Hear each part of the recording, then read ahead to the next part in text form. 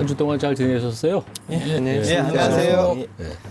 오늘은 붓다 인사이드에서 경제 얘기를 좀 해보려고 합니다. 드디어. 예, 경제 얘기를 하는 건 처음인 것 같은데 이게 세계적인 추세죠. 공유 경제인데 뭐 아시다시피 장난감이나 자동차, 뭐 하다못해 액세서리, 주택까지 지금 공유를 하고 있는 그런 실정인데 이 지금 우리나라에도 그 공유 경제의 지금 바람이 바야흐로 불고 있습니다. 먼저 준비된 영상을 보시고 얘기 시작하시죠. 대중교통을 이용하기에는 가깝고 걸어 다니기엔 먼 거리를 뜻하는 라스트 마일. 최근 이 라스트 마일을 책임지고 있는 효자 상품. 킥보드 공유 서비스. 10분에 1,000원. 저렴한 가격과 편리함으로 인기를 끄는 모빌리티 공유 서비스는 도심의 거리 풍경을 바꾸고 있다. 물건을 소유하지 않고 함께 이용하는 공유 경제, 쉐어링 이코노미. 불필요한 소비를 줄이고 새로운 시장을 개척하며 똑똑한 소비의 바람을 일으키고 있는데 이제는 장난감에서 자동차, 사무실, 그리고 비행기까지 넌 소유하니? 난 공유한다. 밀레니얼 세대의 소비 트렌드를 주도하며 돌풍을 일으키는 거센 공유의 바람. IT 기술의 발전과 함께 세계의 빅 트렌드로 떠오른 공유 경제는 어떻게 우리의 미래를 바꾸어 놓을 것인가? 소유보다 경험을 소비하는 새로운 문화. 과연 우리는 무엇을 공유할 것인가? 붓다 인사이드가 이 시대의 공유 경제를 조망합니다. 네, 공유 경제라는 말이 사용된 지가 꽤 됐죠. 한편으로는 뭐 구독 경제라고 칭하기도 하는데 그 말 자체에서 이제 의미하듯이 이제 소유를 넘어서 새로운 소비 패턴이라고 할 수 있겠는데 우리가 이제 얘기를 시작하기 전에 공유 경제라는 게 어떤 의미가 있는 건지 그 주목받게 된 배경이 뭔지 이것부터 한번 얘기를 해봤으면 좋겠는데 유 교수님 어떠세요? 예, 우선 그 공유라는 게 이제 공동 소유, 뭐 쉐어링 이코노미, 쉐어링이라는 게 나누어 쓰다, 혼자 독점해서 쓰는 게 아니라 그동안 이제 우리 자본주의 사회의 원리는 모든 소유물이 이제 소유권자의 배타적 그 그렇죠. 권리를 행사할 수 있거든요. 근데 내가 가질 수도 있고 처분도 마음대로 내가 독점적으로 배타적으로 할 수 있고 또 누구한테 빌려주고 이것도 전부 소유자의 배타적 권리예요. 누구도 간섭할 수 없는. 그런데 이제 공유 경제는 그 나만이 그렇게 배타적 권리를 행사하는 게 아니라 같이 그 공동체의 가치 혹은 그 범위 안에 들어온 사람이 같이 이렇게 권리를 인정해주고 서로 이제 참여를 인정해주고 이런 거니까 그런 점에서 이제 이 다른데 등장한 배경은 아무래도 이제 그 2008년도에 이제 세계 경제 위기가 왔어요. 그러니까 자본주의의 한계를 체험한 거죠. 그러니까 금융 위기라고 얘기하는. 그때 이제 하버드 대학의 로렌스 레식 교수라는 분이 이제 공유 경제라는 개념을 최초로 썼는데 이제 얼마 안 됐네요, 그러니까. 그렇죠. 나온 지가. 얼마 안 됐죠. 예, 얼마 안 됐는데, 얼마 안 됐는데 세계 경제 전체가 이제 저성장 기반으로 이제 가고 또 저는 이걸 뭐 기술하고도 관계되는데 취업난 계속 발생을 하고 그래서 가계소득이 이제 계속 이제 줄어드는 이런 현상이 발생하면서 더 이상 이런 배타적 소유 중심의 이제 자본주의 체제로는 안 된다. 그래서 일정한 부분들을 같이 공유하고 함께 나누어 쓰고 이런 이제 그 현상들이 등장을 하기 시작한 거죠.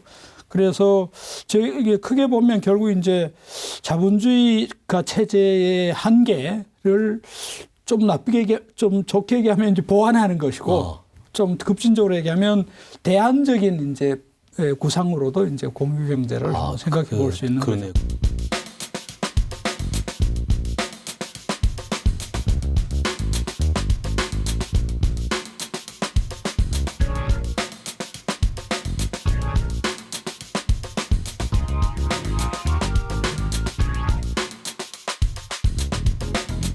자본주의에 대한 말씀하시니까 공산주의 뭐 이런 게 생각나는데 공산주의는 다르고요. 공산 공유. 아니 그게 너무 그 옛날식 사고를 하시는 거예요. 이게 지금 방송에 찬물을 끼얹는. 박 교수님 뭐 사회학자로서 뭐 더 부과하실 말씀 없어요? 이제 그 공유경제 뭐 레식 교수도 사실은 그 정보사회 관련해서 되게 중요한 이제 논자이고 한데 그분 못지않게 중요한 이제 리프킨, 그러니까 노동의 종말이라고 제레미 하는 리프킨. 책을 쓰신 분. 예. 이제 이분이 2009년에 그 우리나라에서는 소유의 종말로 번역이 됐어요. 근데 이제 원래 제목은 이제 더 에이지 오브 액세스에서 접속의 시대입니다. 그러니까 이제 이게 이제 개인적으로 소유하는 그런 방식이 아니라 더 이상 특정한 어떤 적에서 접속해서 내가 필요한 데는 접속해서 쓰고 놓고 나오는 방식으로 그러니까 지금 바뀌는 이제 그런 이제 더 이상 소유가 필요하지 않고 접속으로 이제 어떤 트렌드가 바뀌었다라고 하는 얘기를 하는 책을 쓴 게 있는데 이제 공유 경제라고 하는 부분들이 이제 그 접속이라고 하는 부분들하고 사실 밀접하게 관련이 돼 있어요. 아까 그 영상에서 보셨겠지만, 그러니까 인터넷으로 필요한 것이 어디에 있는지를 확인하고 접속이 되어야만 이게 공유가 될 수 그렇죠. 있거든요. 그러니까 이제 그 기술 기반이라고 하는 것들이 사실은 굉장히 중요해졌고, 그러니까 뭐 2008년에 공유경제라는 말이 나오긴 했지만 사실은 인터넷 초기부터 인터넷이 이제 가지고 있었던 그 70년대에 인터넷이 개발되면서부터 만들어졌던 그 기본 정신이 공유, 공개, 개방 뭐 이런 거였거든요. 그러니까 실제로 이제 그런 공유에 대한 어떤 가치라고 하는 것들은 이제 그때부터 이미 쭉 밑에서 이제 기술적으로 쌓아져 왔던 거죠. 그것들이 이제 2008년, 10년 이즈음에서 이제 본격적으로 경제 영역으로 이제 확 드러나 버리는 거라고 보시면 될 것 같아요. 제가 이제 두 분 말씀 듣고 법률가로서 이제 뭐 어떻게 또 법률가니까 이 용어 자체에 대한 담긴 의미를 생각해 보면 좀 용어를 잘못 쓴 것 같아요. 공유라고 하는 건 소유의 한 형태거든요. 공동 소유거든요. 예. 근데 지금 말씀을 들어보니까 공동 소유가 아니라 공용 경제라고 해야 될 것 같네. 그죠? 소유가 아니니까 뭐 그런 생각이 듭니다. 그러니까 그러니까 공산주의는 공동 생산인데 이거 공유는 이제 공동 활용이라고 하는 의미겠죠? 측면들이 조금 더 많고요. 그렇게 하고 이제 경우에 따라서는 이제 공동 소유도 사실은 포함이 돼 있어요. 그러니까 이제 공동 소유. 필요한 것, 클라우딩으로 펀딩하는 것 같은 경우는 사실은 어떤 물건을 살 때 여러 사람들이 자기 목만큼 해서 만들어서 사는 거기 때문에 이제 공동 소유도 포함되어 있는 게 그러니까 독점적으로 소유하지 않는다 뭐 그런 의미로 그렇죠. 생각하면 독점적 소유가 아니라는 배타적 거. 소유가 아니다. 이런. 그렇군요. 그 소유하지 않는 형태로 뭐 재화를 사용한다 뭐 이러니까 얼른 생각나는 게 렌탈이잖아요. 흔히 예전부터 해오던 렌탈인데 렌탈과의 차이점은 뭔가요? 공유경제가. 렌탈은 기본적으로 배타적으로 소유하고 있는 사람이 하나 있죠. 그 사람이 그렇죠. 내가 빌려줄지 말지를 판단하고 빌려주고 나면 그것에 대한 이용료를 받는 방식이 렌탈인데 반해서 이제 그렇기 때문에 거기에서는 이제 쓰는 사람은 그냥 소비만 할 뿐인 거고 실제로 가치가 발생하는 거는 빌려주는 사람한테서만 가치가 발생을 해요.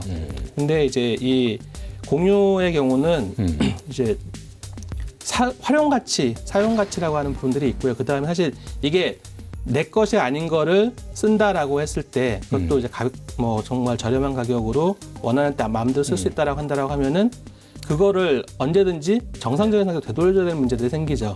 그러니까 이제 이게 이제 신뢰의 문제, 그다음에 연대라든지 협력, 협동, 그다음에 사회 통합 같은 이제 사회적 가치를 창출한다라고 하는 게 사실 렌탈하고 공유의 가장 큰 차이라고 보시면 돼요. 예.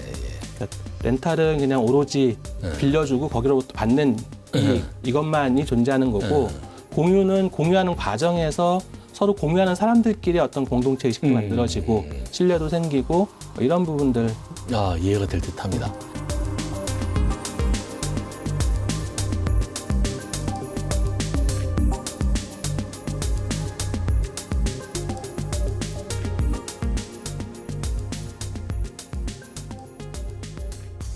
이런 얘기를 해보죠. 공유 서비스 분야에서 가장 지금 두드러진 게 지금 스님 말씀하셨듯이 자동차 분야죠. 그렇죠. 저희 때만 해도 첫 차를 언제 구입하느냐 이게 마치 그 우리 기성세대의 어떤 그 자랑 뭐 이런 것처럼 생각을 했었는데 요즘에는 첫 차를 구입하는 것에 대해서 별로 관심이 없고 첫 차를 구입하는 비율도 작고 특히 젊은이들을 중심으로 이게 사고방식이 옛날하고 많이 달라진 것 같아요. 역시 그 마음의 문제이고 사고방식의 문제인데 뭐 이런 얘기도 있습니다. 저희 때는 뭐 승차감보다 하차감이 그죠? 내릴 때 누가 얼마나 주목해 주느냐. 그렇죠. 예. 그런데 요즘 젊은이들은 뭐 그런 거를 우선시하는 것 같지 않고 뭐 전 바람직한 현상이라고 생각이 됩니다. 기성세대이긴 하지만은 박 교수님 어떠세요? 이런 부분과 관련해서 뭐 조사하신 게 있으시죠? 뭐 네. 일단은 뭐 이 차량 공유 서비스 뭐 이제 20대들 같은 경우에는 한 절반 가까이가 이 차량 공유 서비스를 이용해 본 적이 있다라고 이렇게 얘기해 볼 정도로 대단하네요. 이제 굉장히 많은 사람들이 이제 이 공유 저희는 서비스를 한 번도 해본 적이 없는데. 활용하고 있는데 네. 그게 그렇게 긍정적인 말씀이 아닙니다.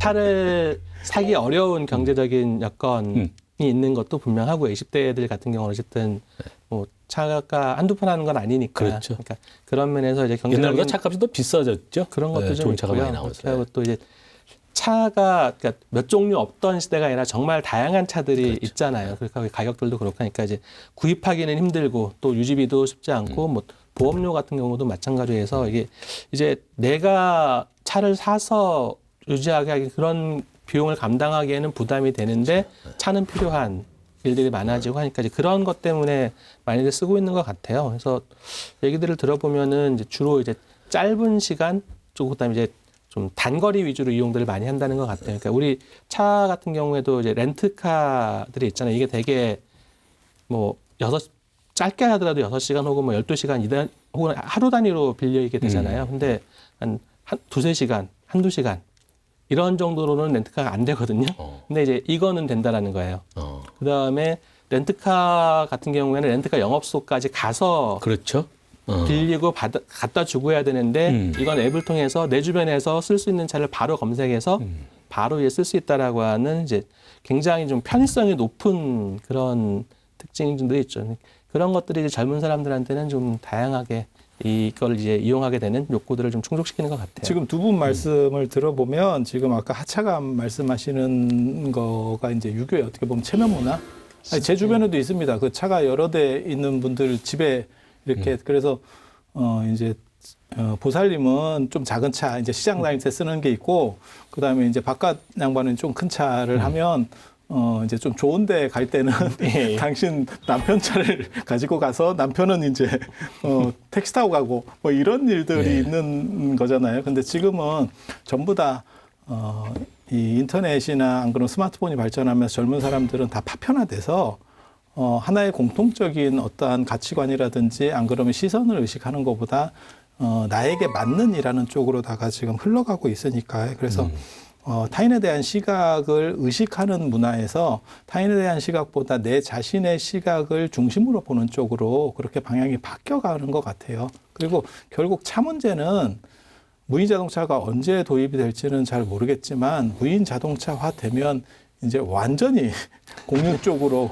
거의 끝나는 거죠. 경기가 거의 끝나는 거죠. 그거는 잘 모르겠어요. 그러니까 이게 무인의 경우는 그러니까 어떻게 보면 이제 거대 기업 혹은 거대 자본이 많은 차를 소유하고 그걸 렌트하는 방식으로 가는 경우는 사실 공유 경제라고 볼 수는 없는 문제고, 그러니까 이제 개인이 쓰고 있으면 내가 차 안 쓰는 시간에 이 차를 쓰고 싶은 사람은 쓸 수 있게 해주는 게 사실은 공유 경제의 기본 취지에 맞는 부분이어서 이제 무인 교통 뭐 지자체나 이런 공공기관이 구입해서 쓸 수 있게 해준다는 또 모르겠어요. 그건 잘 모르겠는데 어쨌든 그렇고 뭐 차량 공유 같은 경우에는 어쨌든 그런 것도 있어요. 아까 말씀하셨던 그 여러 차종들 그러니까 다양한 차들 타면서 예, 그래서 별별 차들부터 다 타보는 그런 젊은 세대들은 사실은 그것도 되게 하나의 경험들이잖아요. 그러니까 아주 좋은 차부터 젊은 시작해서. 사람이니까 가능한 거예요. 그게 나이 드신 분은 당신이 타던 차 아니면 조작감이 잘 안 되는데 젊은 사람은 네. 배우려는 의지가 있으니까 그 열린 그렇죠. 마음인 거죠. 그게 사실 그렇게 돼야 되는데. 그 소유물 중에 사실은 이제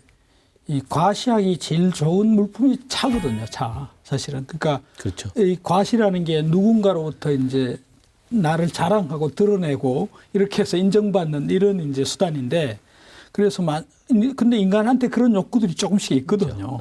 그래서 아무튼 아마 차가 아니면 또 다른 가시의 이런 대안들이 나올 수도 있죠.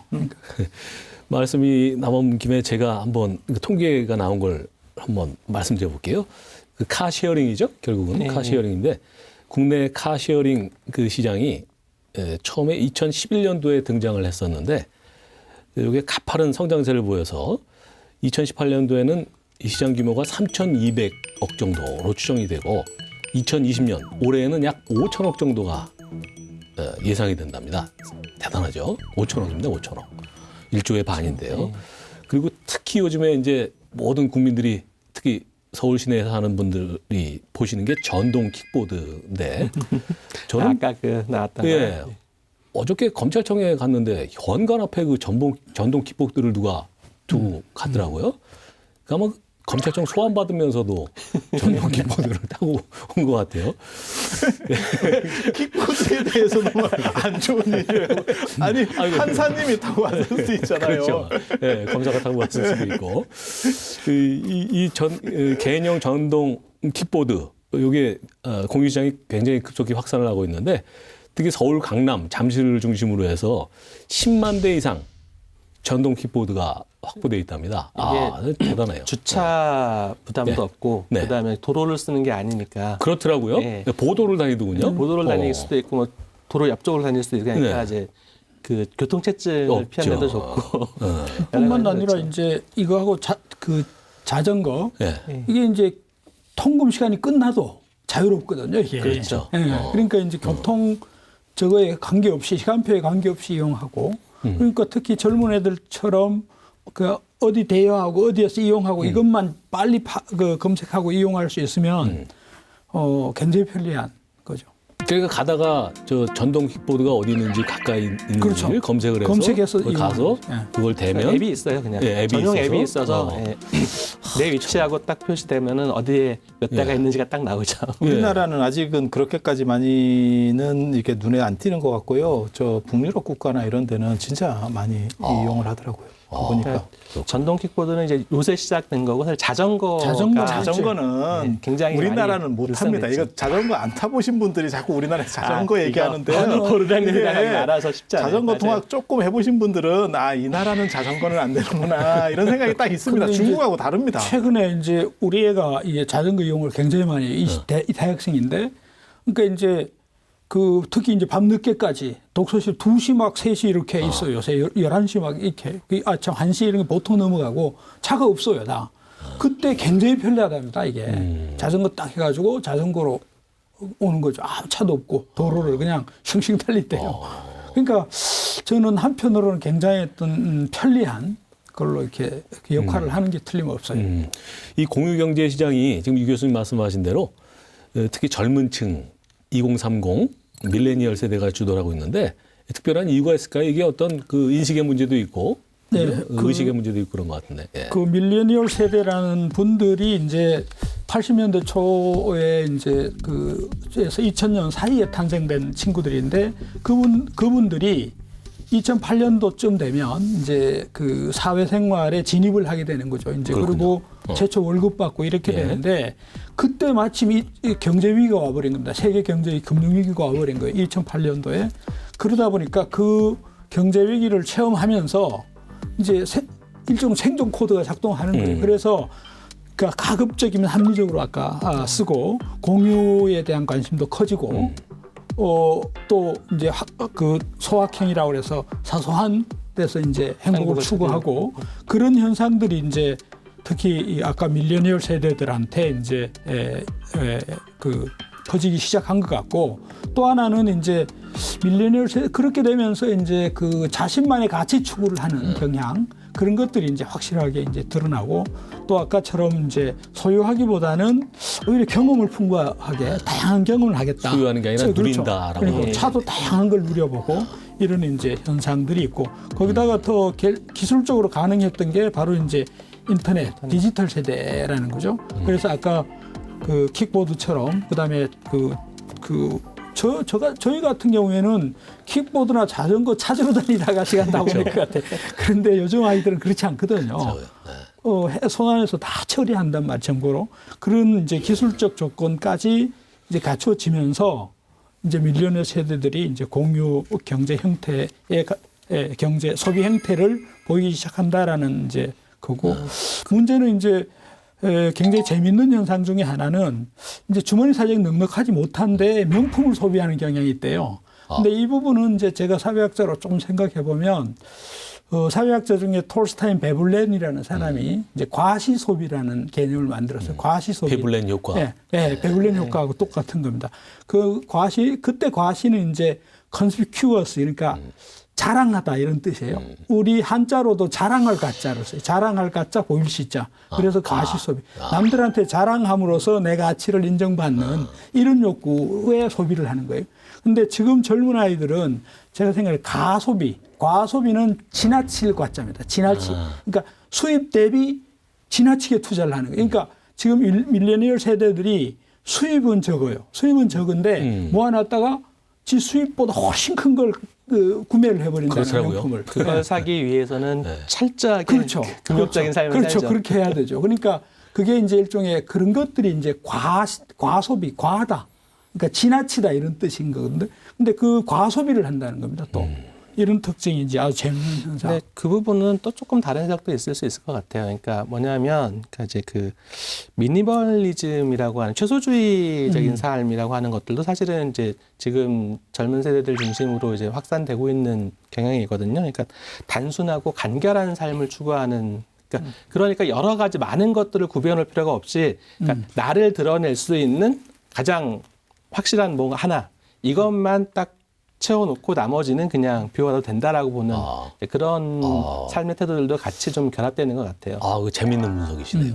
예? 오히려 그게 지금 상반되는 가치 같은데 연결되는 면이 있네요. 그렇기도 분명히. 하고 그다음에 이제 1인 가구가 증가하고 있는 현상들도 사실 무시 못하는 배경으로 작용하고 있고요. 실제로 혼자 살면 그렇게 되기가 쉬워요. 사실 사찰에서 그렇게 되시는 분들이 굉장히 많이. 저도 그런 식으로 사는 사람이에요. 그래서 어떤 거 꽂히면 그거를 하는 거고 나머지에 대해서는 전혀 신경 안 쓰는 거고 그러니까 의식주 자체에 대해서 거의 신경 안 쓰고 뭐에 대해서만 딱 몰아서 해버리고. 선생님도 밀레니얼 세대신가요 혹시? 그러고 싶습니다. 조금 얘기를 좀 달리해서 다른 얘기를 좀 해볼게요. 글로벌 컨설팅 업체 PwC에 따르면 이렇게 되어 있습니다. 세계 공유경제 시장 규모, 세계 규모입니다. 2013년도에 우리나라 돈으로 17조 4천억이었는데 2025년에는 예상컨대 388조 5천억으로 커질 걸로 전망을 하고 있는데요. 엄청납니다.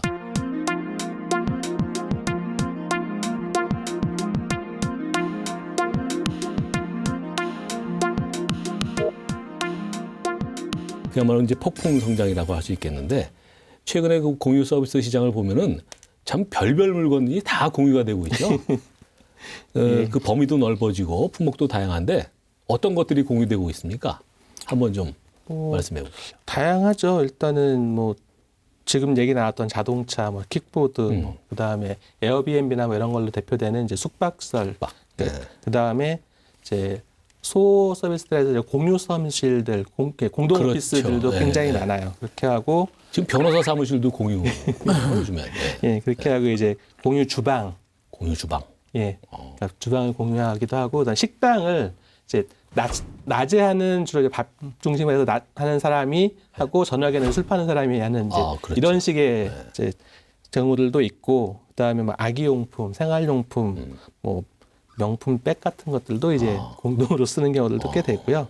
주차 공간 뭐 다양합니다. 굉장히 거의 모든 걸 다 공유한다라고 봐도 무방하고요. 그러니까 그런 거 공유해서 이제 한 발 더 나가서 이제 구독 경제라고 하는 흐름들도 생겨나고 있다라고 얘기를 하더라고요. 그러니까 이게 예전에 잡지들 구독해 보신 경험들이 있으실 텐데 이게 얼마 내면은 매달 꼬박꼬박 이제 그 정해진 날짜에 책을 보내주잖아요. 정수리 같은 거죠.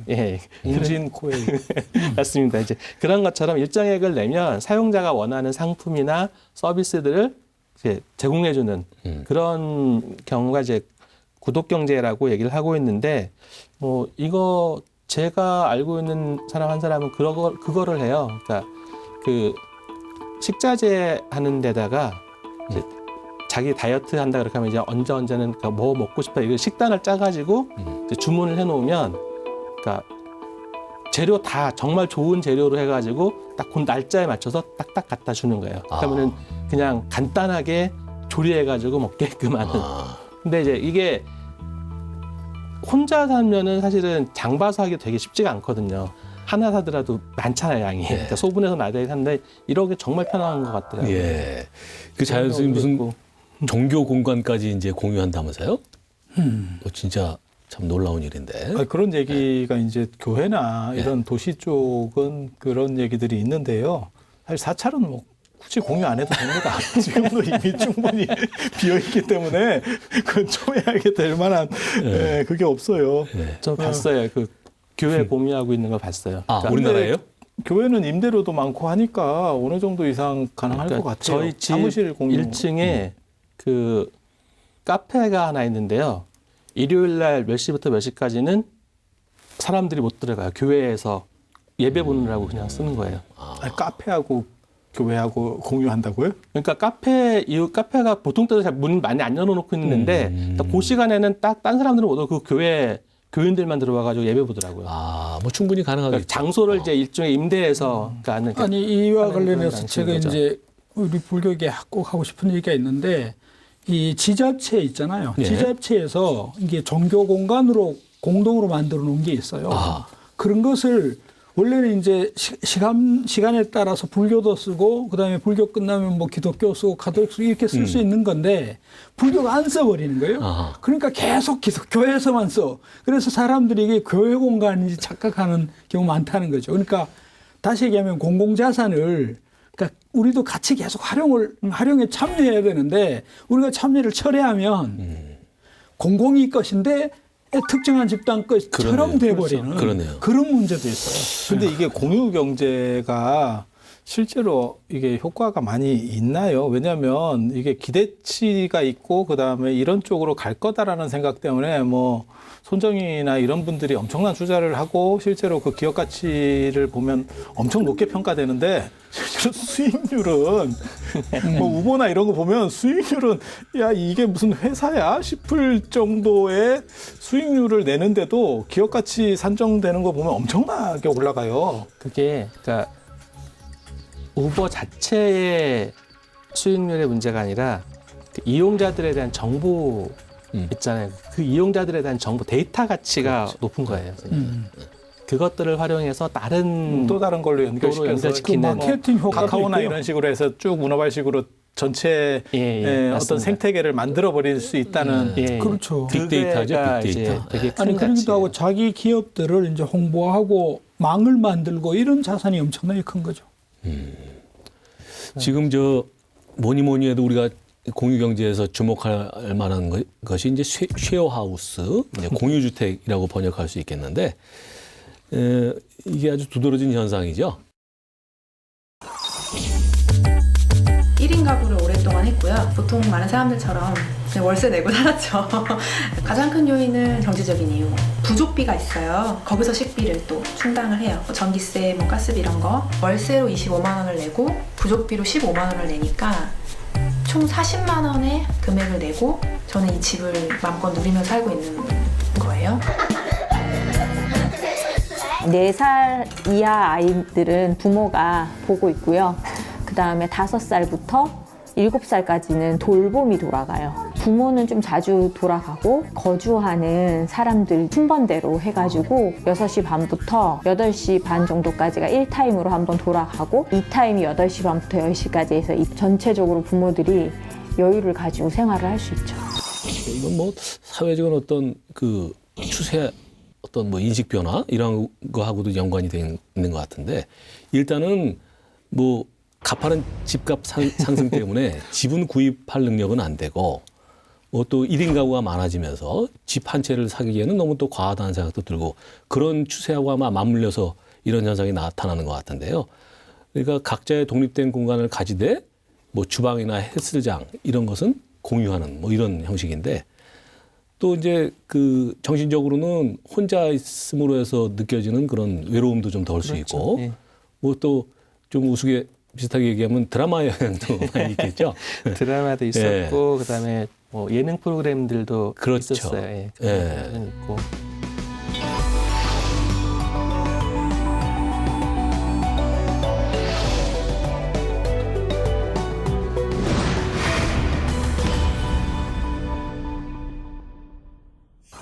예, 오늘은 공유를 주제로 이 얘기를 하고 있는데 영상을 하나 볼 텐데 공유 경제와 지향점은 비슷하지만 또 다른 대안으로 제시되고 있는 것이 있죠. 사회적 경제라고 할 수 있겠는데 이것은 단순히 이윤 추구를 목적으로 설립된 기업과 달리 공동의 이익이나 사회적 가치를 실현한다는 그런 목표를 가지고 있는데 사회적 기업이라고 하죠. 관련된 영상을 한번 보시겠습니다. 빵집이 생겼습니다. 가꾸운 빵 냄새에 이끌린 손님이 하나둘 가게로 들어옵니다. 싸고 맛있다며 너도 나도 사가자 주인은 가격도 조금씩 올려봅니다. 빵이 맛없으면 가격을 내려도 손님이 오지 않고 빵이 맛있으면 가게는 번창한다는 굉장히 합리적으로 보이는 이 이야기. 하지만 현실은 물가의 몇 배로 뛰는 가게 월세, 겨우 만들어 놓은 상권을 장악해버리는 프랜차이즈. 값싼 재료를 쓰고 저임금으로 무리하게 일을 시키며 줄여서는 안 될 비용을 줄이는 어떤 사장님들. 얼핏 자연스러워 보이지만 사람보다 돈이 먼저인 이 시장이라는 곳. 경제라는 게 다 그런 걸까요? 그래서 여기 언젠가부터 또 다른 종류의 경제를 가꾸고 있는 사람들이 있습니다. 지나친 이윤 추구 때문에 척박해진 경제 지형을 여러 가지 형태의 연대를 통해 중화시키고 있죠. 어떤 사람들은 좋은 일을 하면서 돈을 버는 회사를 운영합니다. 사회적 약자에게 서비스를 제공하면서 지역 사회를 발전시키면서 인권을 고려한 제품을 만들면서 돈을 번다는 거. 현실적으로 가능한 이야기일까요? 한살림에서는 조합원들이 이 물품을 만들어가는 과정들에 다 직접 참여하면서 내 몸에 유해한 것들은 절대 안 넣거든요. 가장 큰 장점이라고 한다면 생산자의 생활을 책임지는 내용으로 이제 물품 가격이 이제 결정이 되기도 하는데 예전에는 일정한 부분 조금 가격이 높은 부분이 있었어요. 없지 않아 있었는데 지금은 이제 1차 농산물 같은 경우는 생산자분들이 정말 그 농업 기술력을 굉장히 부단히 노력을 하셔서 생산량이 확보가 되니까 일반 시중의 1차 농산물이나 저희 생협에 있는 농산물이나 가격 차등이 별로 없어요. 사회적 경제 영역에서도 정말 잘해야 되는 거죠. 온갖 정성을 들여서 우리 가치만 사주세요라고 한다면 그거는 지속성은 담보할 수 없다고 보거든요. 근데 그 출발 지점에서 같이 도와주고 함께 해주는 거는 분명히 필요한 것 같아요. 이 밖에도 지역 주민이 지역 자원을 활용해 일자리도 만들고 돈도 버는 마을 기업, 저소득층이 자립할 능력을 키워주는 자활기업 등 뭔가를 사고 파는 모든 일상이 경제라면 사회적 경제는 나도 죗값을 치르고 나도 죗값을 받는 제대로 된 일상을 마주하는 하나의 방법입니다. 사회적 경제 육성법이 만들어진 지 이제 10년째. 아직은 갈 길이 멀긴 하지만 그렇게 빵이 부족한 누군가와 빵 만드는 기회가 필요한 나와 양심적으로 빵을 팔고 싶은 당신이 좋은 나라 만들고 싶은 정부가 우리가 계속해서 연결된다면 정말로 사람이 먼저인 일상이 올 것도 같아요. 예, 공유경제나 사회적 기업 모두 하여튼 자본주의의 그 한계를 극복해 보겠다는 그런 시도로 보여지는데 대안적 경제 활동이죠. 불교계에서도 뭐 사회적 기업이 만들어지고 있다면서요? 뭐 어떤 기업이 있는지 궁금한데, 유 교수님. 예, 그 불교의 사회적 기업이라고 이제 그 불교신문 부설로 사람과 사회경제 이런 이제 그 활동을 하는데 주로 이제 자원들 이런 것들을 네트워크화 시키고 또 그 네트워크를 활성화시키는 사업을 한다든지 예. 그다음에 불교를 기반으로 한 그 사회적 경제 활동과 관련된 홍보 사업도 하고요. 또 이제 사부 대중들 그 사회 경제 교육, 그러니까 스님들 연수 교육이라든지 뭐 불자들 그 사회적 기업하는 분들에 대한 이제 여러 가지 멘토 이런 역할을 해주는 그런 역할을 주로 이제 사람과 사회적 경제라는 불교신문 부설 그에서 하고 있는데요. 기업에서 하고 있는데 그 어쨌든 최근에 이제 그런 이제 지식이라든지 경험 이런 것들을 이제 공유하고 나누고 이런 이제 움직임들이 이제 그 활발한데 대표적으로 이제 이 그 소셜 멘토링 중에 있다라는 기업이 있다. 아, 있는다. 그러니까 네. 예, 커넥션 뭐 네, 이런 그렇죠. 예. 뜻인데 저는 사실 이게 이거 읽으면서 이거 생각하면서 불교 연이 이제 있는 거거든요, 사실은. 그러니까 지금 현재 자본주의 뭐 이렇게 아까 사적 소유 이런 게 딱딱 분절적인데 이제 이어주는 거죠.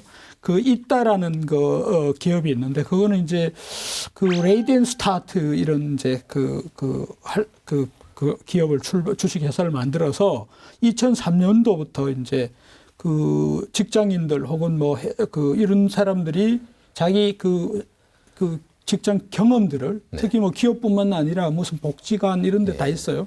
그런 것들을 이제 그 기부를 하는 거죠. 그걸 필요로 하는 사람들한테. 아까 그걸 이제 멘토라고 그러고 멘티들은 이제 근데 직장을 구한다든지 무슨 뭐 아까처럼 아까 학과 선택을 한다든지 이런 요구가 있는 사람들한테 미리 경험한 사람들이 현장에 있던 사람들이 와서 이제 설명을 해주는 거예요. 그런 걸 기업으로 만들었어요. 근데 2013년도에 만들어서 2018년 지금 이제 거의 아마 그 투자 유치도 한 4억 정도를 하고 있고요.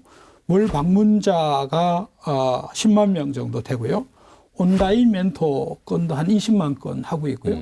그러니까 이게 일종의 기업으로서 커가고 있는 거죠. 그리고 서울시하고 고양시인가하고 그 업무 협약 같은 것도 체결하고 한 기업입니다. 그렇게 해서 이제 커지는 건데 이게 이제 좋은 취지는 우리가 갖고 있는 지식이라든지 우리가 또 내가 경험한 경험들을 함께 나누어서 그 가치를 창출하는 이런 활동을 하는. 아유, 좋네요. 그런 이제 특징이 있죠. 박 교수님 뭐 다른 종교에서도 뭐 이런 비슷한 활동들을 하고 있다고 들었는데 어떠세요? 예, 일단은 뭐 그 2015년부터 이제 그 천주교, 불교, 개신교 세 종교에서 이제 사회적 경제 활성화를 위한 문화 축제라고 하는 것들을 해요. 이제 그러니까 해마다 이제 주최하는 종교가 바뀌어가면서 이제 처음에 천주교가 했고요. 그 다음에 불교가 하고, 그 다음에 개신교가 하고 해서 이제 이 순서대로 좀 계속 하고 있어요. 작년에는 불교에서 했는데, 불교는 이제 자비와 나눔 행이라고 하는 제 타이틀로 해서 진행을 하고 있는 것 같고, 개신교 같은 경우는 뭐 이웃사랑 나눔 실천 뭐 이런 타이틀로 해서 이렇게 계속 이제 3년에 한 번씩 하는 게 되는 거죠. 세 종교 하는 거니까. 이제 여기에서 이제 기본적으로는 그 사회적 경제와 관련돼 있는 다양한 이제 기업들도 소개를 하고 있고, 그 다음에 서로 필요로 하는 사람들을 뭐 연결시켜주는 그런 어떤 작업들도 같이 하고 있고, 뭐 교육 같은 것도 하고 있고, 그런 부분들이 좀 있고요. 뭐 대체로 근데 이제 종교계에서 하고 있는 사회적 기업들은 좀 복지 쪽에 좀 치우쳐 있는 경우들이 좀 많다라고 이제 좀 나타나고는 있는 것 같아요. 기본적으로는 많이 그렇게 하고 있고, 그리고 이제 아까 이제 유승훈 선생님 말씀하셨던 그 사람과 사회적 경제라고 하는 게 이제 불교 신문사 부설로 돼 있다라고 얘기를 하는데, 이제 그 천주교, 불교, 개신교마다 이제 사회적 기업 지원 센터라고 하는 게 개설이 돼 있어요. 그래서 여기가 이제 이 부분이 이제 지금 우리 불교에서는 이제 사람과 사회적 경제가 중심이 돼서 하고 있는가 되는 거고, 그래서 이 각 종교별로 이제 사회적 기업들을 좀 지원하고 하는 그런 역할들을 여기서 하고 있는데, 뭐 일 종교시설, 일 사회적 기업, 뭐 연계 운동 이런 것들도 펼치고 있고, 그래서 2019년 기준으로 보면 천주교가 68개 네트워크가 있고, 불교가 67개, 그다음에 개신교가 23개 정도, 그래서 꽤 적극적으로 활동들을 하고 있는 것 같아요. 그렇군요. 지금 이제 시청하시는 시청자분들을 제가 대신해서 뭐 정리금 하나 이렇게 뭐 제 말씀을 한번 드려보면, 이 사회적 기업이라고 이렇게 저희가 이제 용어를 붙이고 있는데, 사실은 기업이라는 그 법률 용어는 영리를 목적으로 하는 단체라는 그 의미거든요. 그 단어가. 그러니까 영리를 목적으로 하지 않는 영리 단체. 이게 좀 이상한 좀 그런 용어가 돼버렸는데, 제가 이해하기로는 그러니까 영리는 추구하되 그 영리를 사적인 이득을 취하지 않고 사회적 가치를 실현하는데 쓴다. 뭐 이런 정도로 이해하면 아니요, 되는가요? 그렇지는 않아요. 그렇지는 않고요. 그러니까 이제 엄밀하게 얘기하면 기본적으로는 영리 취급을 해요. 이익을 추구하긴 하는데, 문제는 이제 그게 일반 기업들은 영리를 극대화하는, 최대화시키는 쪽으로 기업 활동을 하잖아요. 의사결정을 그쪽으로 하고. 근데 이제 사회적 기업들은 영리를 최우선 극대화시키는 것이 아니라 영리를 어떤 형태로 사회에 환원할 것인가라고 하는 거, 이제 그런 부분. 그다음에 기업 활동 자체가 좀 달라지겠네요. 그렇게 되고, 그다음에 또 하나가 활동하는 분야가, 그러니까 기본적으로 이렇게 일반 기업들은 돈이 되는 데 가서 기업 그렇죠. 활동을 해요. 근데 사회적 기업들은 돈이 되지는 않지만 꼭 필요한 서비스들이 있는 곳. 이제 이해가 거기에 가서 예. 활동을 하고 그걸 통해서 이윤들을 창출해내고 그것들을 가져가는 그런 방식입니다.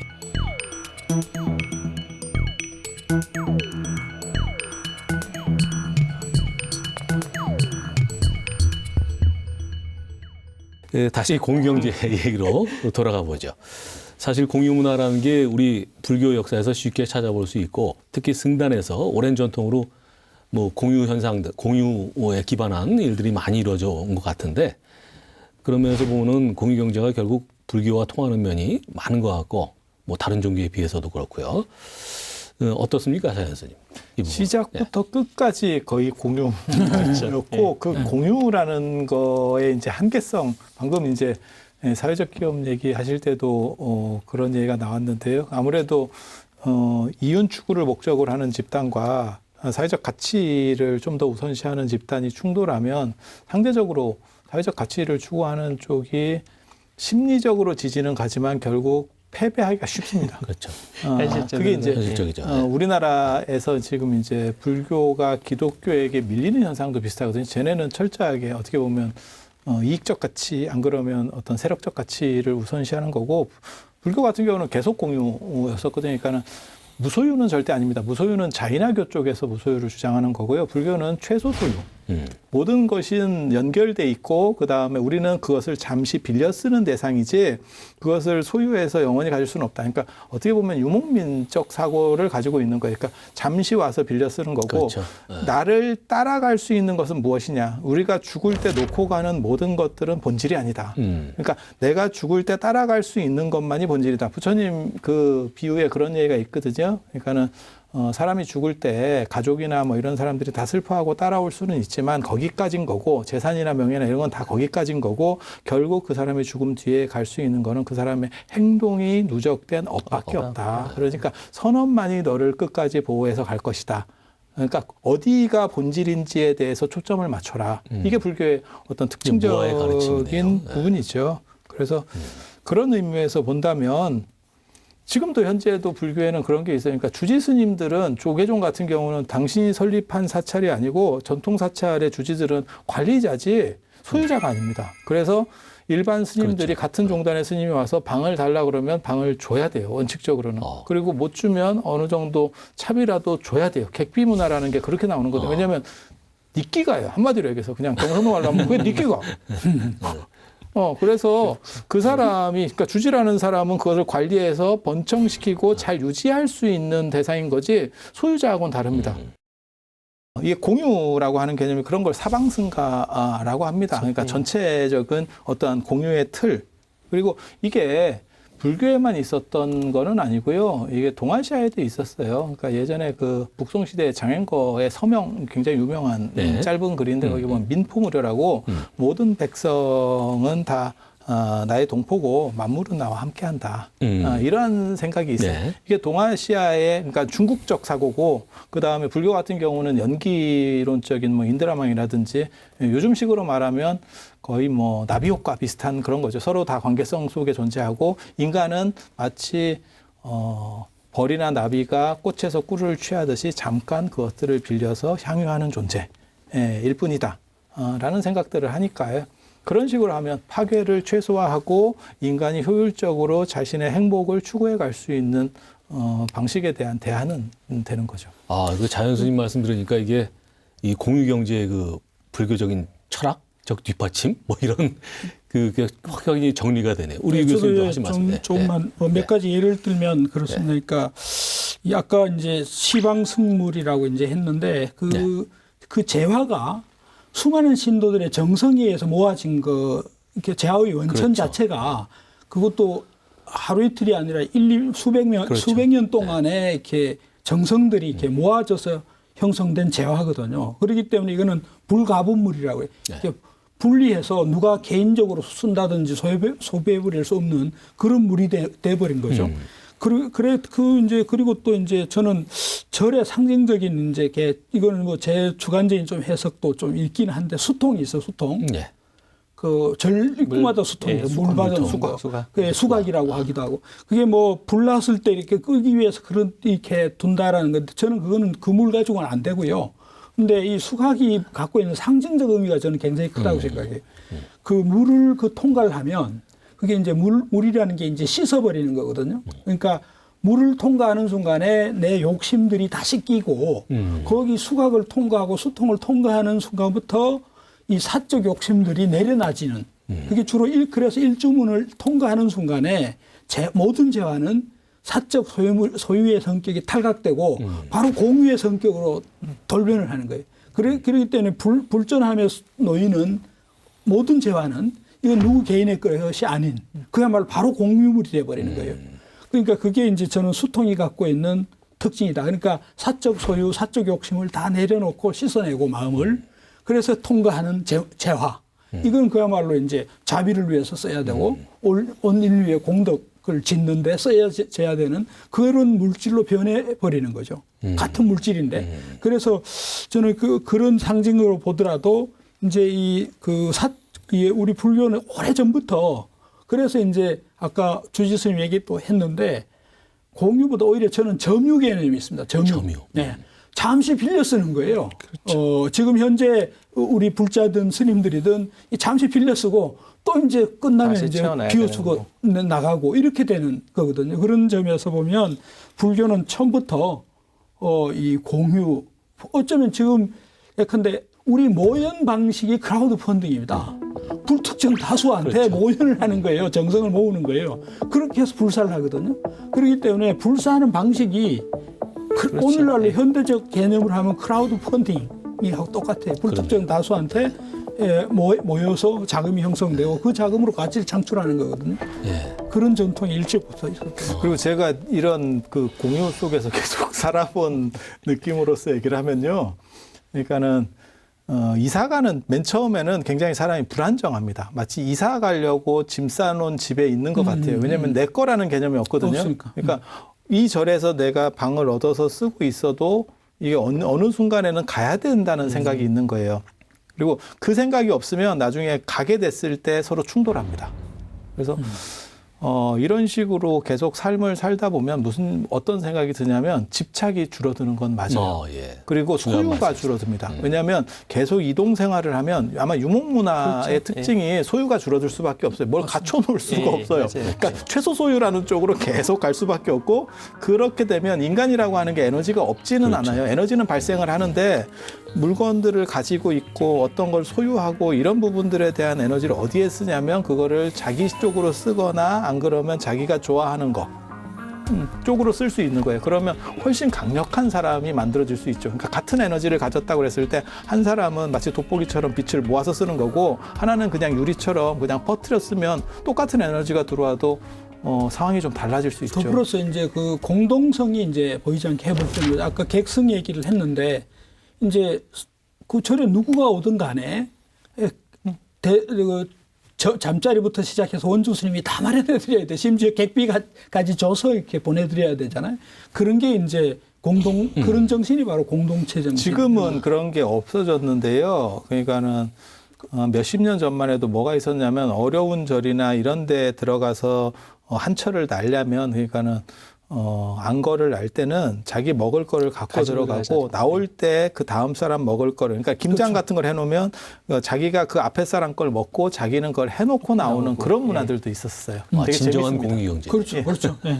오늘 다양한 형태의 이제 경제 얘기를 좀 해봤고 그러면서 자연스럽게 우리가 불교의 공유 전통 이런 걸 얘기하게 됐는데 그런 얘기가 나왔으니까 마지막으로 이 공공의 이익과 협력의 가치를 실현하기 위해서 우리 불교가 어떤 역할을 해야 될지 이 문제를 마지막으로 뭐 한 말씀씩 짧게 좀 해주시면 어떨까 싶습니다. 박 교수님.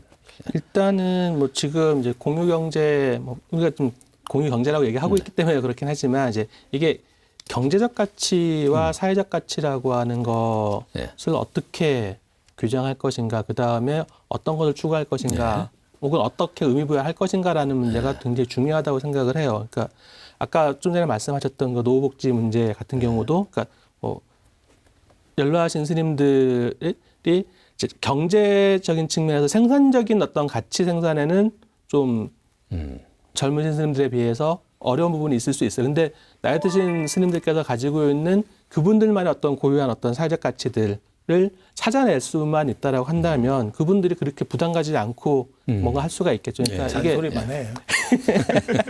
어쨌건 이제 그런 맥락에서 이제 좀 다양한 형태의 사회적 가치들을 우리가 얼마나 많이 발굴할 수 있는가라고 하는 게 이 공유경제라고 하는 것들이 좀 긍정적으로 작동하는 데 있어서 굉장히 중요한 어떤 요인이 되지 않을까 싶습니다.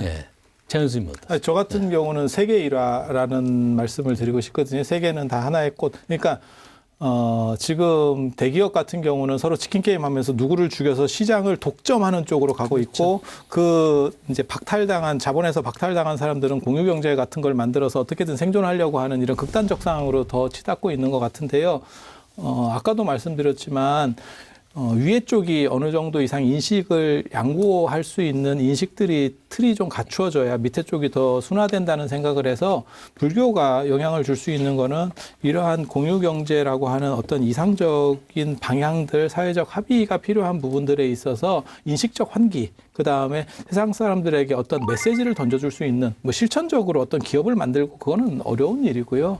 그래서 그런 쪽에서 좀 더 많은 부분들을 기여했으면 하는, 그리고 그게 불교가 최고로 여지까지 발전시켜 온 것이에요. 그러니까 2500년을 계속 공유 경제로만 해와서 이쪽은 거의 전문가급입니다. 데이터가 다 있어요. 그래서 그걸 통해서 교훈을 줄 수 있는, 그래서 미래를 제시해 줄 수 있는 부분들이 있었으면 합니다. 여기서 뭐 덧붙이는 말씀 있으세요? 저는 사실은 이제 불교 아까 그 경제가 보시 경제라고 이제 저는 이름 붙이기도 하는데, 그러니까 보시 경제는 사실 이제 자본주의 환경. 보시 경제 참 좋은 용어. 그렇죠. 근데 이제 문제는 이제 이 현 사회가 자본주의 사회라는 거죠. 오늘 우리가 이런 주제를 하게 된 것은 자본주의 사회가 완전하면 문제가 안 되는데 자본주의 사회가 문제가 있다라는 거죠. 항상 위기에 처하고 아까처럼 금융위기 같은 거 생기고, 그런 점에서 이제 자본주의를 적절히 제어한다든지 자본주의가 너무 과도하게 갔을 때 이걸 제재를 할 수 있다든지 이런 힘들이 좀 필요한 거죠. 그러니까 그리고 또 자본주의 이후의 문제에 대한 이제 발상들도 필요하고, 그럴 때 저는 이 보시 경제와 같은 원리가 필요하고, 이게 적절히 저는 긴장 관계를 가지고 있을 때 사회가 오히려 건강해진다. 그러니까 순수 자본주의보다도 이런 오히려 불교에서 제공하는 이런 보시 경제 같은 것들이 곳곳에 사실 공유 경제 요소들이 곳곳에 살아있을 때 이게 이제 사회가 건강해지는 거죠. 그러니까 지금 현재 이제 지난번에 제가 한번 말씀드린 바 있는데 울리 백이라는 사회학자가 위기 사회다, 위험 사회다. 이게 바로 공공의 영역이 사라지는 사회, 전부 개인화되는 사회, 이게 이제 위험 사회거든요. 공공의 문제에 대해서 누구도 책임지지 않는. 그러니까 다 무책임한 상태로 갔을 때 그 공공의 문제에서 발생하는 문제를 걷잡을 수 없어진다는 거죠. 그래서 저는 이 보시 경제와 같은 이 공유 경제와 같은 것들이 반드시 자본주의와 긴장관계를, 창조적 긴장관계를 유지하고 있을 때 오히려 전체 사회는 굉장히 건강해질 수 있다, 이런 생각을 해봅니다. 오늘 그 아주 현대적인 공유 경제 주제로 시작해서 말씀을 나누다 보니까 공유 경제라는 게 새로운 것이 아니고 이미 2500년 전에 부처님께서 말씀하신 것이고 부처님의 가르침에 부합하는 면이 분명히 있는 것 같습니다. 하여튼 이 공유경제라는 현대의 현상에 대해서 우리 불교가 아주 그 바람직한 방향을 제시해서 좋은 방향으로 이게 발전해 나갈 수 있기를 기원하면서 오늘 순서 마치겠습니다. 수고들 하셨습니다. 예, 고맙습니다. 수고하셨습니다.